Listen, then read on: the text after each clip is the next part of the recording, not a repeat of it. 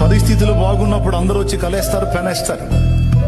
పరిస్థితులు తారుమారైనప్పుడు నా అనుకున్న మనవాళ్ళు కూడా తుపాకీ కూడా దొరకరు, అడ్రస్ కనపడరు. అదంతే. ఇంకా చెప్పాలంటే నా అనుకున్న వాళ్ళ నలుగురిలో ఆరడిపరిచిన అనుభవాలు ఉన్నాయి కొంతమందికి.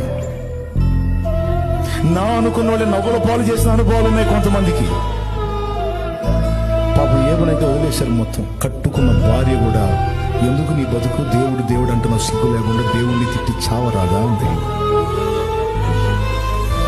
అయినా వదలడే. నా విమోచకుడు సజీవుడు. నేను వెళ్లే మార్గము నా ప్రభుకే తెలుసు. ఇది శోధన గడియ. నాకు శోధింపబడిన తరువాత నేను సువర్ణంగా మారుతాను. నేను మరలా నా పూర్వపు వైభవాన్ని నేను పొందగలను. నా దేవుని చిత్తమైతే చెయ్యగలడో.